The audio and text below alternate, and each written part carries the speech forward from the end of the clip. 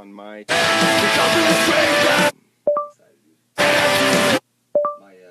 some reason, when I mess with my.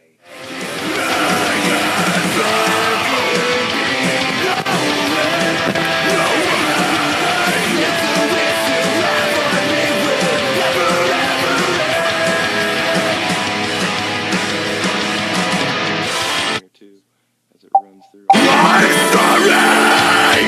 You're right! What can I do? What if I can save you this time? What am I supposed to do?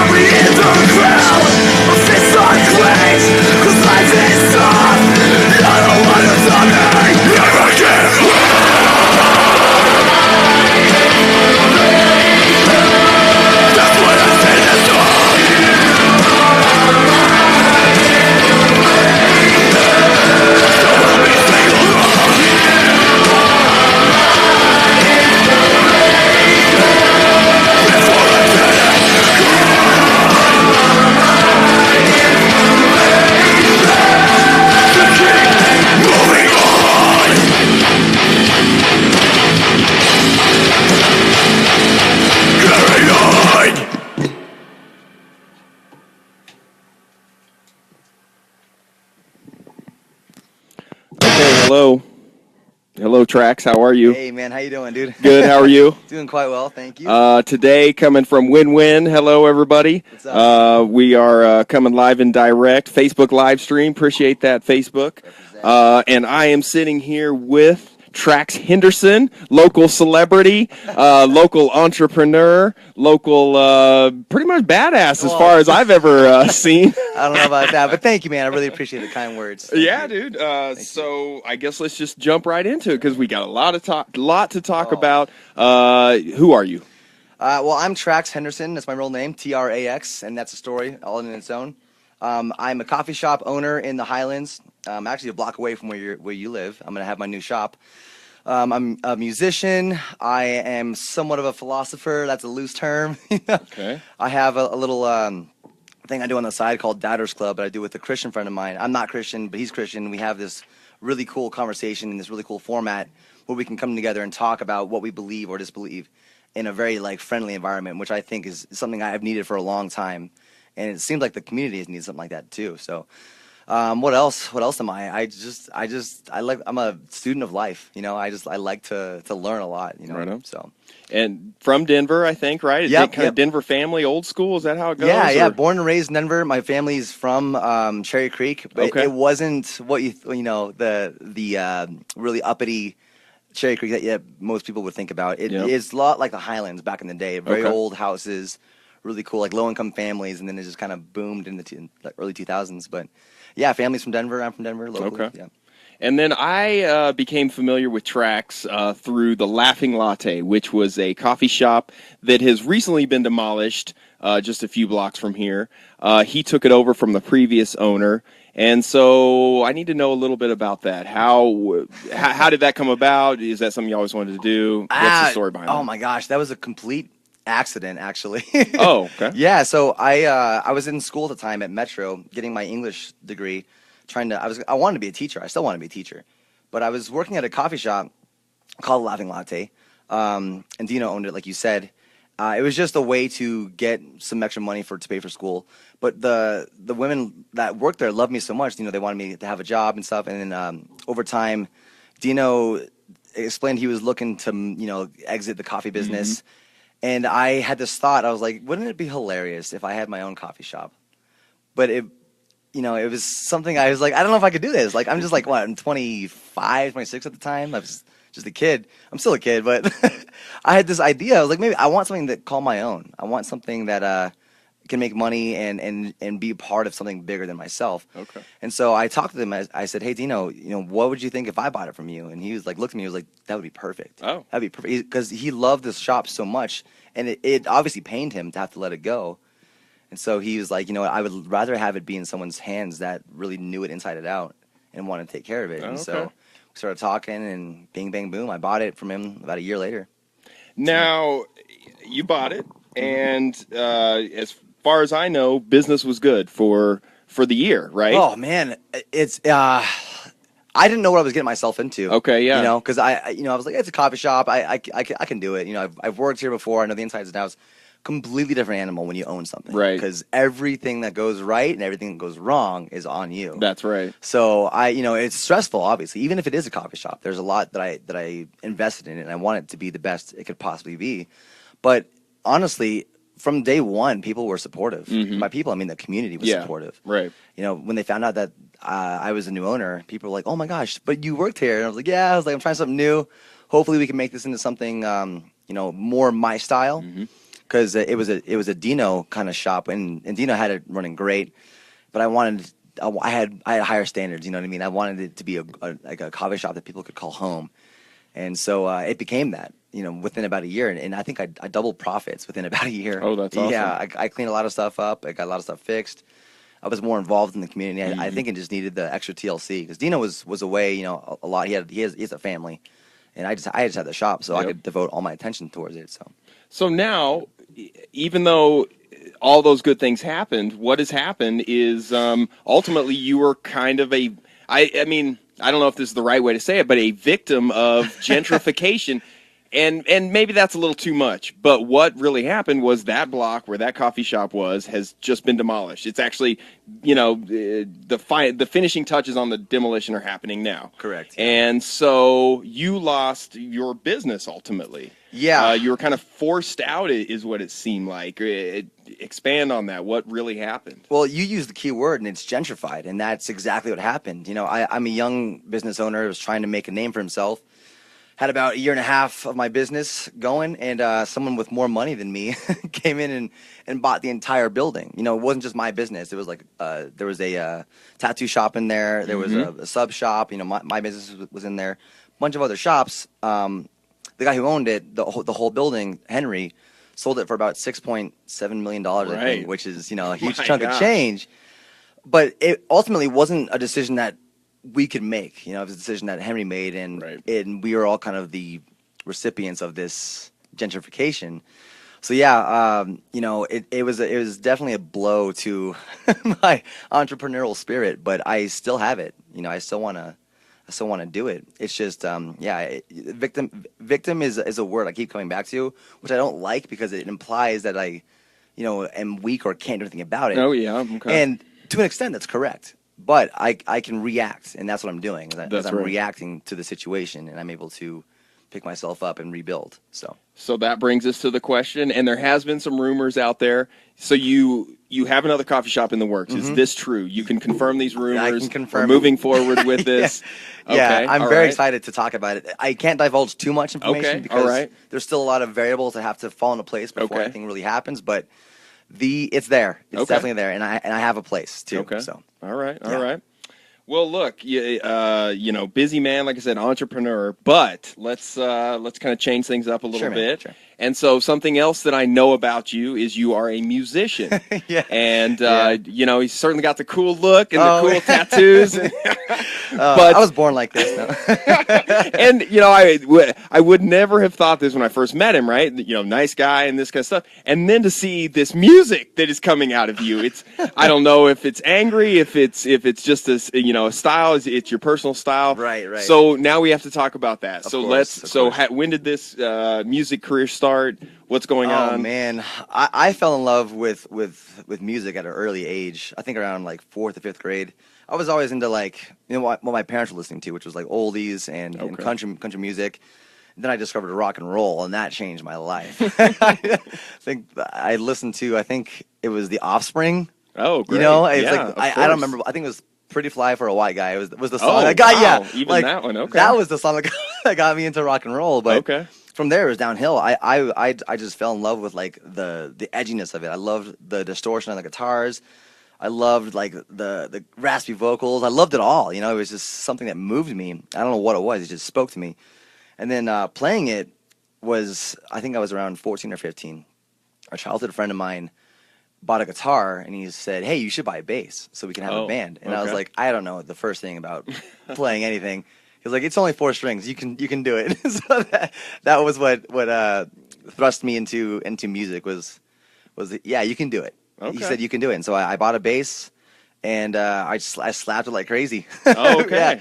And I had this little punk band for a little while, and then it was all downhill from there. And my musical taste started getting heavier and heavier. And then I started getting into more like hardcore and metal kind of influences. But where I'm at now in terms of my musical influences is all over the board. Like Okay. I listened to Justin Bieber on the way here. Oh, okay. All right. Like that's how crazy my tastes are. I go from Justin Bieber to Cannibal Corpse in the same day. And I don't know if you guys know who Cannibal Corpse is. It's a really super heavy death metal, like all growls, all like, it's just I'm all over the place, Okay. But yeah, music is all of it speaks to me. You know what I mean? So what was your first band then? My first band, I'm using quotations because it was such a mishmash of styles, Okay. and we didn't know what we were doing. But Okay.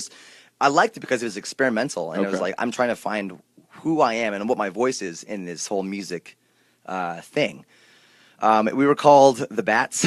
Oh, okay. Our influences were, I think, Queens of the Stone Age, Foo Fighters, Blink-182, just Solid influence. Yeah, some solid influences. And so we played a few house shows, and like 2 or 3 of them. But that was enough to be like, I want to do this for a long time. Okay. Just having that like rush of showing people what we've worked so hard on and having the reaction be positive and be like, that's amazing. Can't wait to hear some new stuff. And it was just, it was like, I got to do more. I have to do Okay. this more. And so here I am, like 28 years old. I think like 11, 12 years later, still Oh, doing wow. it, man. I'm actually, case in point, I'm touring on Friday. Okay. Yeah, with my new band. So Well, you bring it up. I mean, we were going to get there eventually. For sure, So, for sure. okay. So let's talk about it. What's the new band? So I'm actually in 2 bands, but the new band I'm touring with currently is I Am the Shotgun. Okay. And they've been around for about 10 years. Okay. Yeah, All locally, right. locally. And they're killing it, man. They're crushing it. The main dude, Brian, he's the guitarist. He's like the bread and butter behind that band, and he works so hard. He works hard. I think harder than I work on music. So he's I have him to thank for setting up all the the tour and Okay. and recording and all that stuff. So he's definitely an influence of mine in terms of like who I look up to. So now, okay, so if the band's been around for 10 years, how did you become incorporated with them? What's the story behind that? So I was in a band before. I was in a few bands before I'm the Shotgun. But the biggest band I'm probably known for is Ruins of Tomorrow, and we were around I think 2008, 2009, 2010, about Okay. 3 years in that little stretch of time. And we played with I'm the Shotgun quite a bit because we're very similar styles. And Shotgun has had a lot of vocalist changes. Okay. And for various reasons, people get married, people grow up, and Mm-hmm. life just happens. But they've always had their eye on me. And Brian told Oh. me this. Yeah, he's like, if you were ever to be like not in a band, I would come after you. And so, what happened was after the shop, Laughing Latte got gentrified, I decided to focus on music to do something I love for a little while, kind of Okay. live life. And so, Brian hit me up. I was like, hey, I saw you're your shop's, I'm sorry about your shop and everything, but if you want to do some music and get your mind off some things, we could always use a vocalist. See, okay. And so I was like, what, let's try it. Let's do it. And we met up, practiced. I had a little audition. He loved me, and I loved him. So, and the rest of the band is phenomenal as well. Oh, okay. So, yeah. All right. So we're going to kind of come back to some things, but Sure. let's talk about, okay, so where's the tour? Where are you going on the tour? Tours, How long is it going to be? It's going to be 11 days, just to get our feet wet. This is the first tour I'm going to do with them. Okay. But it's going to be mostly West Coast. We're going to go through New Mexico's going to be our first date, then Arizona. Then we're going to go all up and down California. We're going to hit Sirius, I think, like San Francisco. I could be messing that up, but we're going to go all up and down San Francisco. We're going to hit Vegas. We're going to hit Wyoming. I think our last date is in Greeley, Colorado. Oh, wow. Yeah, okay. so So kind of like a loop. Exactly, and, yeah. kind of come back. Okay. So everybody piles in. We got an RV. Yeah, you got like a I wish you had van an or RV. something. We got a 15-passenger van. Okay. And we're hauling a trailer. We got a lot of stuff for 6 guys. 6 guys. Yeah, Okay. Wow. yeah. 15 passenger. Yeah. Well, maybe everybody gets a row then, maybe or That's something. the idea, right? man. That's the idea. And I'm small enough too. I could just strap me to the roof, and I'm good, man. That's so funny. That would be a lot of fun. I Yeah, mean, yeah. have you ever toured before? I have. Like that? I think I've toured 3 times total before. Okay. Shotgun. So this will be my 4th tour. Okay. First 3 times was with my other band, Ruins of Tomorrow. Okay. Who I miss and love dearly. Okay. That's another one of those bands that will stay with me for a long time. Well, Yeah. then I have to ask, what happened? Was it, what Oh, happened? man. So a lot happened actually. That was when I was in college, and I was around I think junior in college. I was getting my journalism degree. When you're that age, you don't know what the hell you're going to do with your life, and so I was kind of bouncing around. Should I finish college? Should I go on tour? Should I be in a professional band? What should I do? There's no insurance for it. There's no 401k. Like, what do I do? Ultimately, because everyone else in the band was around my same age, and we were divided. Half of us wanted to make it a career. Half of us were like, we don't know if we could do this because, there's no insurance, there's no 401k. It's not really a good investment, so to speak. And I've been working so hard and keeping that thing together for so long. I was just like, you know what, maybe we should just let it die and move on. And so we did. And so I still stayed in music, and some of my other friends moved on to other things. My friend Kyle Kelly is actually working for the Rockies, so he's living his dream. Oh. In sports. Yeah. Okay. Yeah. So, it's one of those things that you look back and you see that was a stepping stone that got me to where I am currently. That's right. That's Yeah. right. So it's one of those bands that's it really means a lot to me. Okay. So I know you also said you have 2 bands going on Yes, right now. correct. So what's the second band that you're involved with? So the second band is something that I started with my buddy Johnny Sunmore. Okay. And it's called Hemingway Hero. And it's heavy, but it's not as heavy as Eye in the Shotgun. Eye in the Shotgun is just straight, in your face, death metal. Okay. Like- Would that be the correct genre or subgenre? Yeah. Death metal. Death metal or deathcore. Okay. Because it has hardcore aspects. Okay. Yeah. Okay. I've always been fascinated by the levels, Oh, right? yeah. And you got a little piece of this and this, There's and it so becomes many. death. Yeah. Okay. Yeah, there's so all many right. subgenres. So, It's honestly just metal. It's really- okay. All right. And then a Hemingway Hero is what we call melodic hardcore. Okay. So it's got the aggressiveness, but it's got much more melody. I actually sing in it. I sing clean vocals. Okay. And I love Hemingway Hero because it's one of those things that I started with my buddy. Okay. And so I have a lot more investment in it. And the songs I write in that band are very, very personally driven. Like I have a song about my sister that is a crowd favorite and is one of my favorite songs I've ever written. It took us 2 years to write it because just the lyrical content was hard to get past, Okay. But it's a great song. I think I just played it before we hopped on. It's called Valor. Oh, Yeah. that was okay. Yeah, and all right. it's angry, it's sad, it's happy, it's all the emotions, in one song. So Okay. it's one of my favorites. And you said it was written with your sister It was written with my sister in mind. in mind. Yes, Okay. because okay. she and I'll give you a little backstory. It's a sad story, but it's got a happy ending. My sister, when she was 9 years old, had synovial sarcoma, and that's a soft tissue cancer Okay. in her right knee. And long story short, she made the call to amputate her leg. And she's alive today, obviously, and she's kicking. Okay. Like, pun intended, too. She's really kicking ass. She is a Paralympian and has broken quite a few American records and world records. Oh, okay. For long jump. That's awesome. Yeah.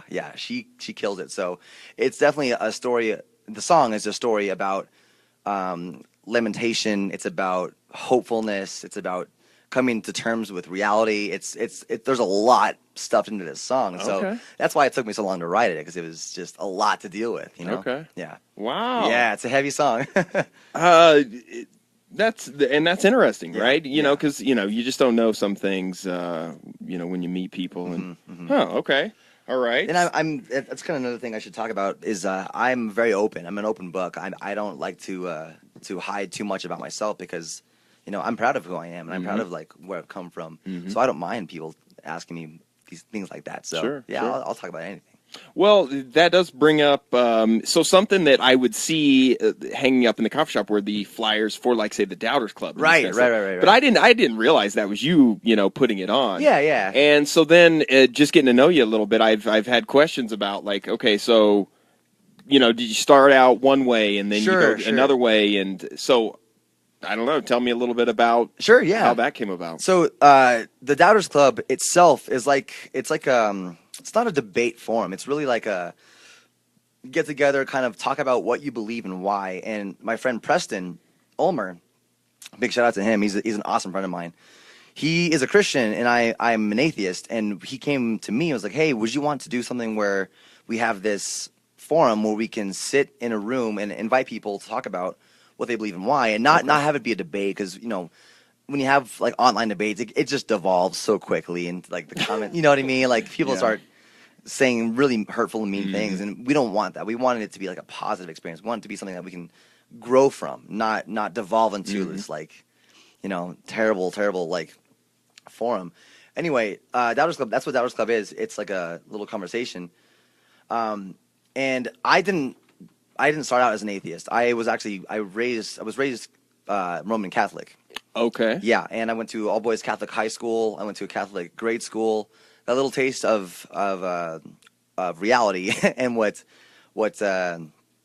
life is like outside of Catholicism. And I went to a middle school that was a public middle school, and it was predominantly black and Mexican. And it reminded me that I wasn't living in just a Catholic world. Like there's all different kind of faiths. That's what really opened my eyes initially to like maybe I could be wrong, kind of a thing. And that's a whole nother thing I could talk about for days, honestly. But yeah, I was raised Roman Catholic and became atheist in high school. Okay. Yeah. Now, oh my gosh. And there's a lot to talk about for that, for sure. So how do you, without getting too much into it, I mean, how do you, make the transition? How do you go from one to the other? My teachers really challenged us to question our faith, and like, and in doing so, the idea was to become stronger in what you believed. And I understood that, and I was like, okay, well, let's put this to the test. Like, let's test the faith. Let's see if what I believe really is real. And without going too much into it, because like I said, I can talk about this all day. What it really came down to was evidence, and like what constitutes as good evidence as opposed to like flimsy evidence. And it wasn't an overnight thing at all, and it was actually very painful because it's something that I held dear to myself for a long time. I genuinely believed that there was somebody out there that created me, that died for me, that wanted to see me return to them. And these are all things I was taught, and I was like, well, how do I test that? How do I see that this is real? And the more I learned about Catholicism, because I've read the Bible three separate times. I'm actually doing my fourth time right now. I saw that in a post one day. I thought, oh my god. Yeah, well, I mean, just because like it's something that like the Bible is so chock full of just interpretations and different ways to interpretate certain passages that like it's almost impossible to read it at face value. Because when I was reading it in high school, I literally went to all my teachers and pastors and said, "What does this verse mean?" And somebody would say one thing, and I'd go over to another friend and say, "What does this verse mean?" Same verse, and they'd have a completely different interpretation. Right. And if we can't have someone, you know what I mean? Like if we can't have people that believe the same thing be on the same page about a specific verse, like where's the basis? Right. Where's the common ground? So it just became flimsy after a while. Well, that's it's kind of funny. I haven't been to church, so I go to church once a year pretty much when we go back to see my parents, right? Right. But and I grew up in the church, right? Just in the Methodist church, which is a pretty basic kind of love everybody, work hard kind of religion, right? And I remember, catching the stories and just kind of thinking these are stories, right? Right. And right. so once I was on my own, I just kind of never returned. Sure, And like I said, I go with my parents every now and then. But I don't know. Why am I bringing this up? I guess because it's something that I feel like I have also turned away from in a way, just because like I kind of had the same feelings. Like, okay, so this person has this real literal interpretation, fire and brimstone, and you're going to be struck down and this kind of stuff. Whereas this person, they maybe have a looser one. And it was always hard for me. Like, okay, Like, where's the middle? What do I then personally believe in? Yeah. And so, but I've wondered, now that I've got kids and I kind of think about how they are being raised without any kind of religious structure, if that's kind of what you want to call it, because even though I don't subscribe to it anymore or go, like on a weekly basis, there's things that I did learn as a kid that, and positive things. And there were some negative things too, blah, blah, blah. But when it comes to helping somebody out or, I feel like I did learn a lot through my experiences through the church. And it's just something that my daughters won't really know. And so I don't know if that's a good or bad thing. Well, but ultimately, like, and I'm not saying that the Bible is completely evil. There's tons of beautiful things in there. Absolutely. That's not what turned me away from it. What turned me away from it was, is this true? Right. Because you have other religions that are claiming the exact same thing. And so that's where it kind of gets muddy, is like, well, if I'm right, then, and according to the Bible, these people are going to hell, and like that, I can't reconcile that. But if I'm wrong, then I'm going to hell in their religion. Right. You know what I mean? It's like such a, like, how do you find out what is true? And so that's what ultimately kind of turned me away from it, was you couldn't really find out what, like, if it was really true other than faith. So, but that's not to say that I didn't learn some beautiful things, from it. And I take that with me still. So, and I could be wrong still, and that's kind of what I live my life by. I'm not always right at all. Actually, I'm wrong daily, honestly. And if you can show me that I'm wrong, I would change my mind in a minute. Yeah, absolutely. Yeah. Well, that's great. Yeah. That's good stuff, man. Let's see. What else do we need to talk about? Is there anything else you need to, just kind of get out there or put out there? Or get off my chest? Well, get off the chest or anything? I mean, man, I could talk about literally everything and anything all day. I'm really interested in talking about the state of Denver, and because this is like a local thing that I'm really interested in. I've always loved my city, and it's going through a huge change right now. Yep. For better or for worse. Most of my friends will post on Facebook and say, there's too many people moving here, there's too much traffic, and honestly, I welcome people. I love my city that much. I think people should enjoy it. They should come here. You guys should move here. There's lots to offer here. Because if you I hate that mindset that this is mine, no one else can have it. Right. Yeah. Because we see that too much in politics. This is my America. Get out of here, you stupid. Whoever. I hate that mentality. I'm a sharing person. Come enjoy the things I enjoy. Come enjoy the art. Come enjoy the people.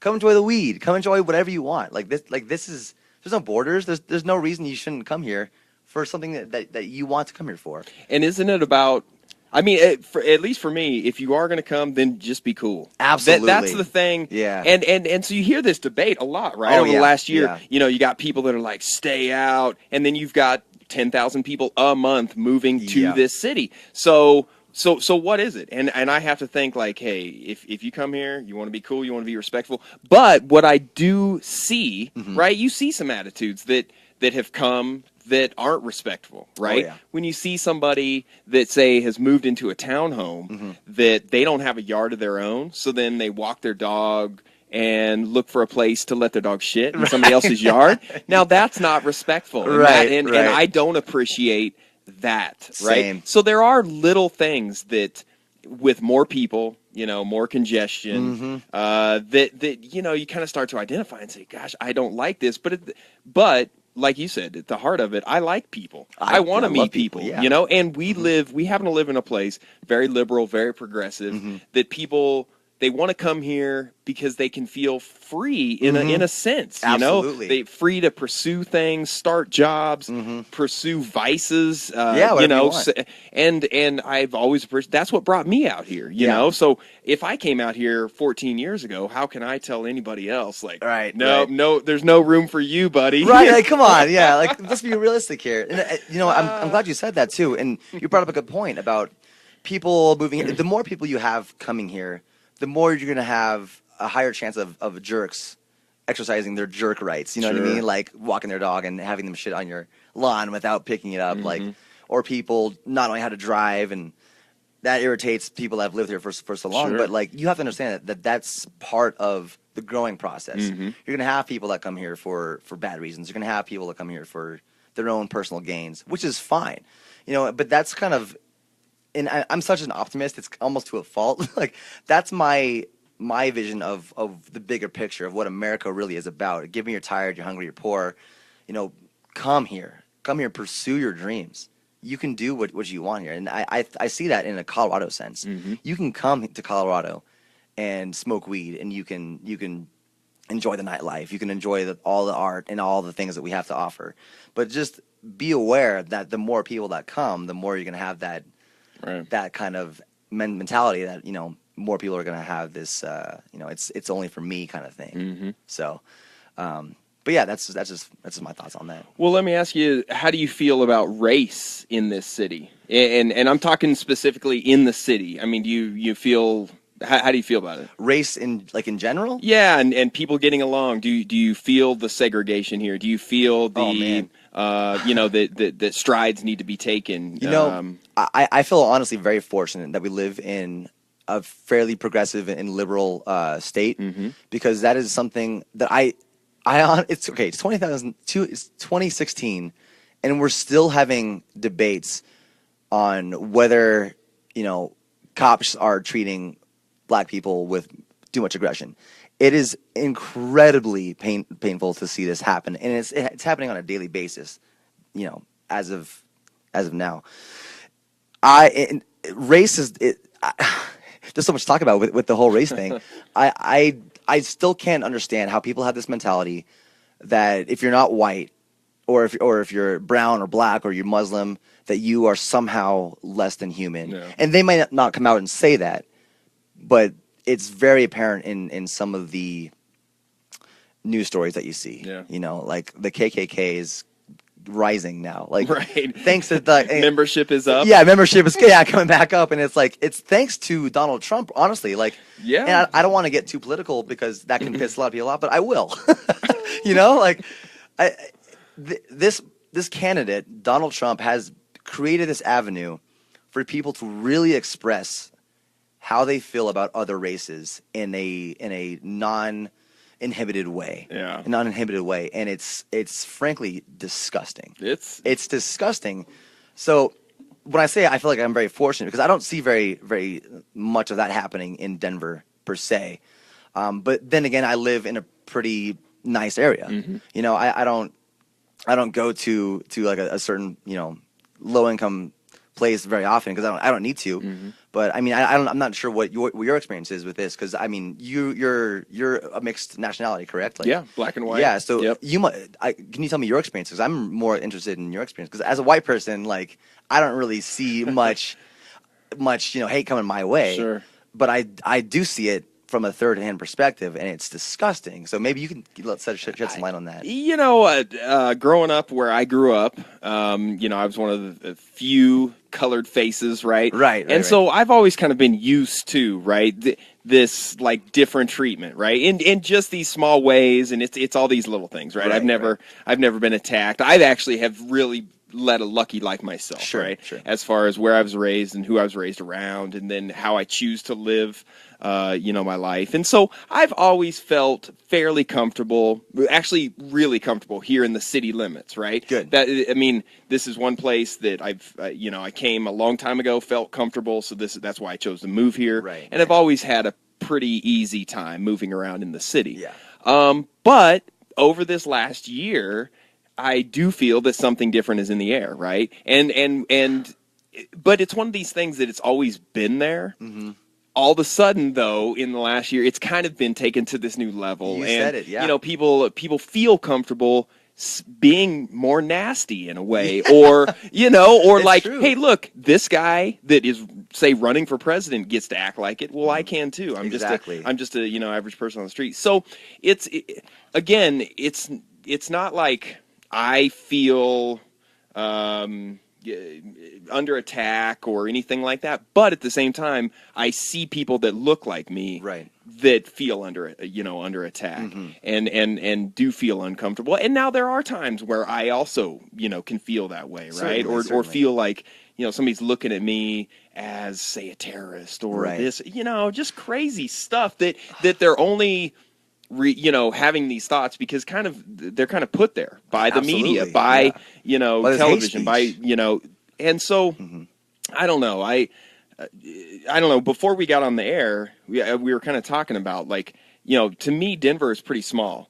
And so when I see, and it kind of clicks off sometimes, right? And so there's this group over here doing Right. stuff, and there's these guys, and there's this part of town. And so I would like to see more people coming together. Same. And that's kind of what we talked about before. Yeah. And so I guess in a way, I feel so protected that, and so comfortable that I feel like I can, have a platform like this where we can bring in all kinds of folks from all kinds that have all kinds of stories and different backgrounds, and just kind of try to put things together a little bit more. Right. I don't know, I do feel like this town kind of segregates itself a little bit, Sure. In what ways? I do in some race ways, in a way, right? Sure. Because you've got parts of town that are still like, well, this is a lot of Asians, or a lot of blacks live here, or a lot of Hispanics, or like this neighborhood that we sit in now used to be in the beginning it was Italian. Then it like turned 50s, over and then became a Hispanic neighborhood. Correct. So now it's turning over again. And to say gentrification, I mean, it's this word that means so many things, but what it means to me, having lived in this house for 10 years, is it's just people with money. And that doesn't necessarily have to be one race or the other, but it's people with money, and when you come in with money, you have a different mindset. Absolutely. Then, I mean, and we're just a family that has, we got lucky, we live here, we've lived here for a long time, and it's changing around us, right? Yeah. Because we're not millionaires, but the people that are moving in might be, or happen to be, or at least have that kind of credit line to claim that they are. So, well, I think you nailed it, man. And especially when talking about people with money, you have this, I don't know if it's a movement or if it's a mindset or whatever, but people with money are starting to see these low-income neighborhoods having like a hip vibe to them. We have really cool businesses around here. You have Little Man, you got all these cool little bars, you got all kinds of cool stuff here. And it's this hip neighborhood, but it's very affordable to the super rich. And so they're able to buy these buildings with really no regard for anybody else's well-being. Right. And they're just like, well, you know what? It's business. We're buying up this neighborhood, and now it's going to become this hip, cool, overpriced part of town.